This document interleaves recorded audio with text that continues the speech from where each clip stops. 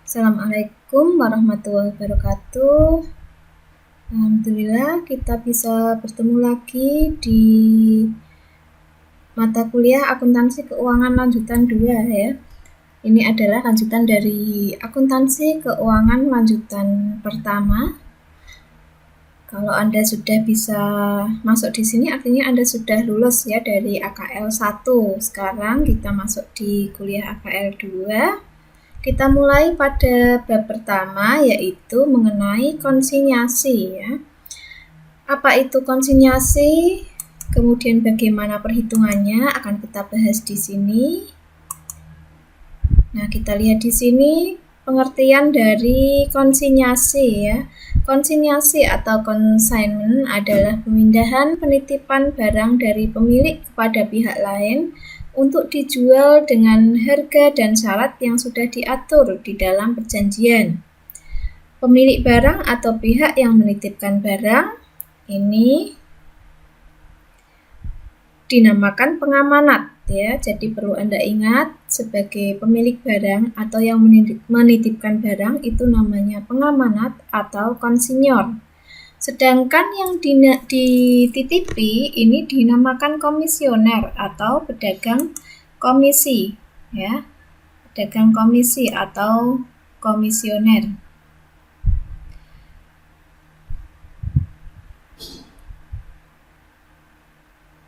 Atau juga disebut sebagai konsinyi ya, istilahnya adalah konsinyi. Jadi bagi pengamat barang yang dititipkan kepada pihak lain untuk dijual dengan harga dan persyaratan tertentu tersebut dinamakan barang konsinyasi atau consignment out ya. Jadi istilahnya konsinyasi itu nitip gitu ya, nitip menjualkan barang itu.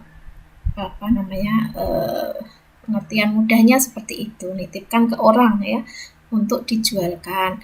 Bagi yang nitipi tadi namanya konsinyor atau pengamanat, bagi yang dititipi disebut komisioner atau pedagang komisi atau konsinyi.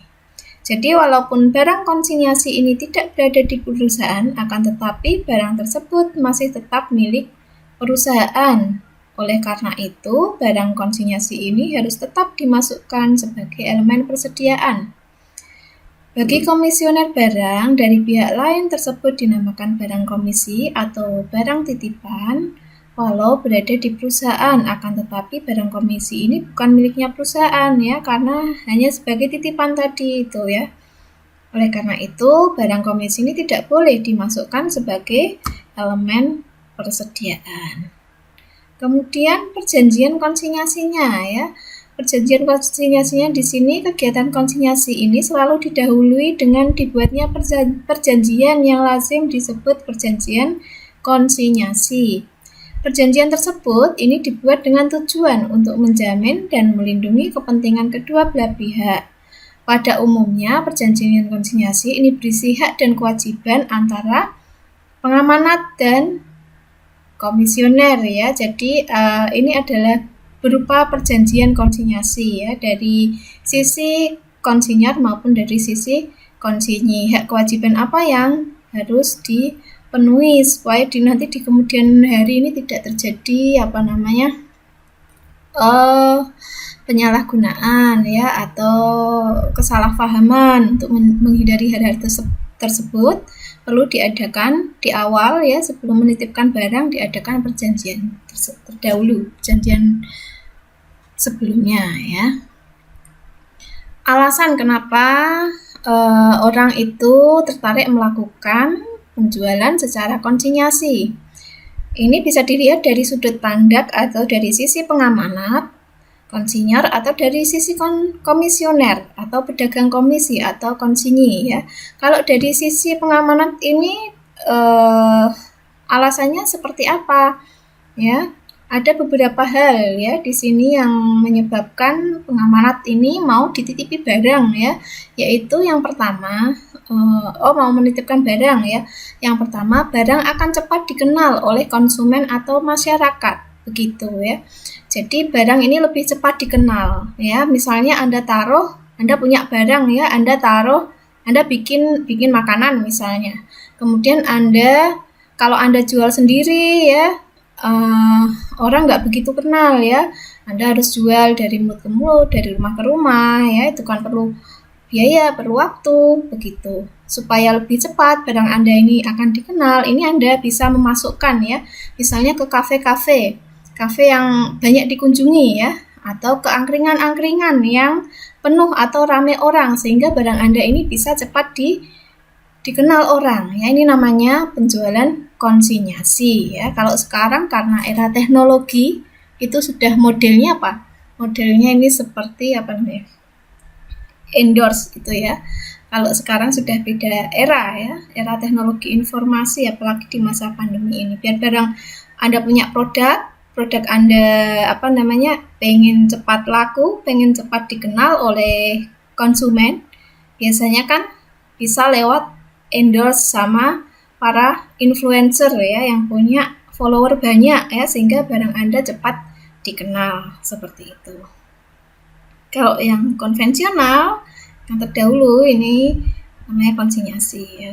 Kemudian daerah pemasaran akan menjadi semakin luas begitu. Kalau Anda jual sendiri, paling lingkupnya terbatas ya, hanya sekitar lingkungan Anda, sekitar wilayah Anda saja. Tapi dengan Anda titipkan ya di berbagai tempat, ini akan menjadi semakin luas daerah pemasarannya, lebih menjangkau di mana-mana.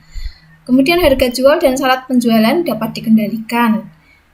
Kemudian jaminan akan kembalinya barang tetap terjamin. Jadi bukan berarti nanti barang Anda nggak terjual kemudian diambil alih oleh yang Anda titipi, tidak. Kalau barangnya tidak laku, dia akan dikembalikan ya kepada pemiliknya tadi. Kemudian dari sudut atau alasan komisioner, keuntungan yang diperoleh komisioner antara lain yaitu terhindar dari kerugian karena barang tidak laku atau barang rusak atau terjadi fluktuasi harga ya, naik turunnya harga ya. Ini keuntungan dari komisioner.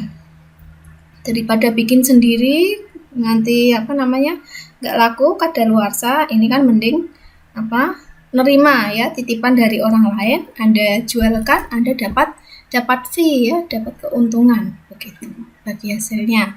Kemudian menghemat kebutuhan modal kerja ya, otomatis menghemat ya, karena Anda tidak perlu jualan, tidak perlu memproduksi barang ya.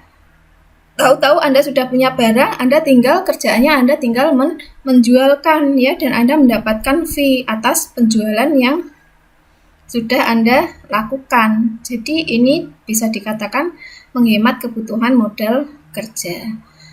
Kemudian menghemat biaya karena sebagian ditanggung oleh pengamanat ya. Biayanya ini biasanya ditanggung oleh pengamanat ya, biaya transport dan lain-lain. Itu. Kemudian untuk dilihat dari sisi akuntansinya, akuntansi ada dua sisi ya, dilihat dari sisi pengamanat atau dari sisi konsinyur. Ini ada dua metode, yaitu metode terpisah dan metode tidak terpisah. Dan yang kedua yaitu kita lihat dulu ya, nanti dari sisi komisioner ini juga ada dua metode, yaitu metode terpisah dan metode tidak terpisah. Untuk metode terpisah ya, di dalam metode ini semua laba ataupun rugi yang diperoleh dari kegiatan konsinyasi akan disajikan secara terpisah dari rugi laba yang biasa. Untuk memisahkan tersebut, maka pendapatan dan biaya yang berhubungan dengan kegiatan konsinyasi juga harus dipisahkan. Ya, alat yang digunakan untuk mengumpulkan pendapatan dan biaya tersebut disebut rekening, nanti dimasukkan ke rekening barang konsinyasi. Ini ya, jadi terpisah dari pembukuan pengamanat begitu. Kemudian untuk ini istilahnya niteni gitu ya. Untuk niteninya ini kita masukkan ke rekening barang konsinyasi. Ada ini ya, sebagai penandanya ya, istilahnya konsinyasi begitu. Nah, rekening ini akan didebit dengan biaya yang berhubungan dengan barang konsinyasi dan akan dikredit dengan barang pendapatan yang berhubungan dengan barang konsinyasi. Pendebitan terhadap rekening ini terdiri atas harga pokok barang konsinyasi yang dikirim, biaya pengiriman barang-barang konsinyasi, Biaya yang berhubungan dengan barang konsinyasi yang dibayar oleh komisioner akan tetapi ditanggung oleh pengamanat. Untuk pengkreditannya ini adalah nanti pada pengkreditan terhadap rekening barang konsinyasi pada hasil penjualan barang konsinyasi. Nah, pada umumnya pencatatan yang dibuat oleh pengamanat, bukan pengamat ya, ini pengamanat. Ini hanya mencakup 4 transaksi, yaitu yang pertama pengiriman barang konsinyasi, yang kedua transaksi pembayaran biaya angkut atau biaya kirim atas barang konsinyasi, yang ketiga adalah penerima laporan pertanggungjawaban dari komisioner, yang keempat adalah menerima pembayaran dari komisioner.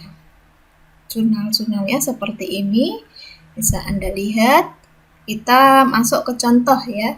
Contohnya di sini. PT ABC ya mengadakan perjanjian konsinyasi dengan toko XYZ. Isi perjanjiannya, nah ini ya, jadi di awal sebelum melakukan transaksi konsinyasi ini antara PT ABC dengan toko XYZ adalah diawali dengan melakukan perjanjian. Perjanjiannya apa? Isinya apa? Yang pertama, PT ABC akan menitipkan barang kepada toko XYZ. Yang kedua, toko XYZ berhak atas komisi sebesar 15% dari hasil penjualan.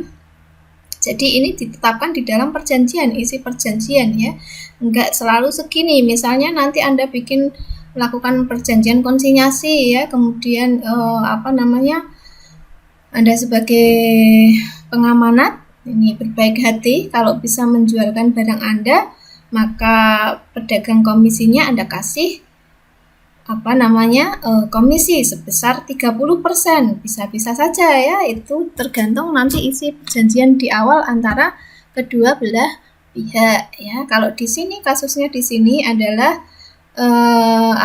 fee-nya 15%. Kemudian semua biaya ditanggung oleh PT ABC atau yang menitipkan ya.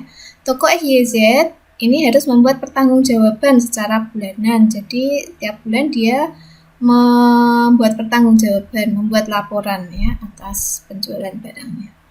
Nah, kita lihat transaksinya di sini. Pada bulan Januari, PT ABC ini mengirimkan 100 unit barang dalam keadaan CKD ya, atau cakap untuk dijual ya, layak untuk dijual ke toko XYZ. Harga pokoknya 300.000, sedangkan harga jualnya adalah 500.000. Jadi harga pokok dari PT ABC adalah 300.000. Kita lihat jurnalnya.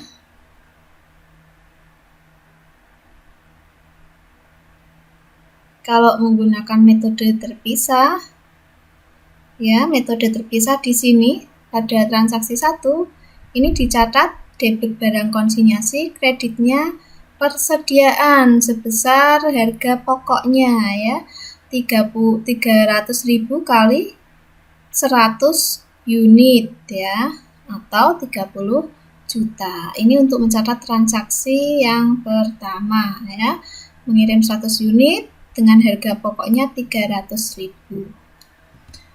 Kemudian transaksi kedua ini menggunakan metode terpisah. Metode terpisah dulu yang kita lihat. Kalau yang kedua, transaksi kedua, PT ABC membayar biaya angkut sebesar 500.000. Catatannya di sini debit barang konsinyasi ya, membayar biaya angkut. Debitnya barang konsinyasi, kreditnya kas. Ini barang konsinyasi termasuk di debit ya, debit barang konsinyasi, kreditnya kas sebesar 500.000. Kemudian untuk transaksi 3, toko XYZ menerima kiriman barang dari PT ABC dan membayar biaya rakitan sebesar 200.000. Transaksi 3 ini tidak dicatat ya, karena yang mencatat adalah PT ABC atau dari sisi pengamanat.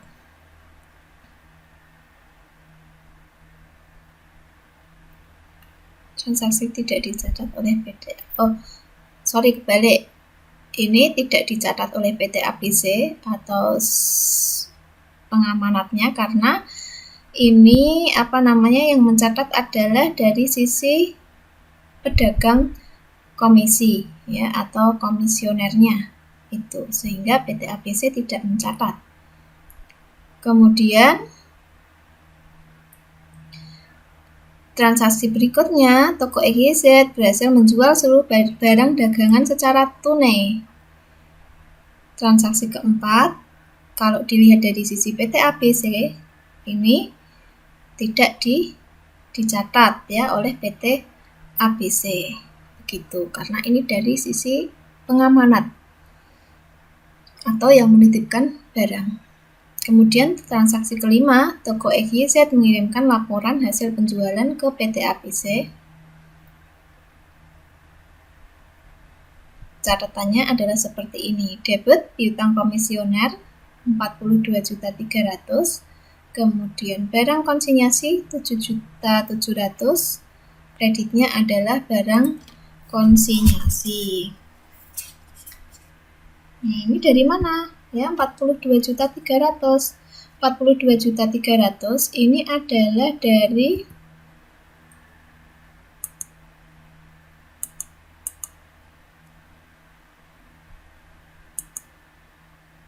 ini ya, penjualannya 100 unit kali harga jualnya kan 500.000, berarti 50 juta. Komisinya adalah 15%, 15% dari hasil penjualannya ya, dari 50 juta, berarti 7.500.000. Sedangkan biayanya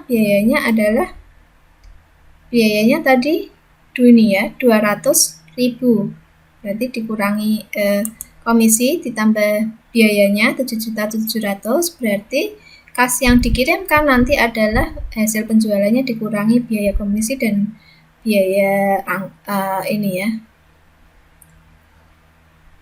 Berarti totalnya adalah 42.300.000.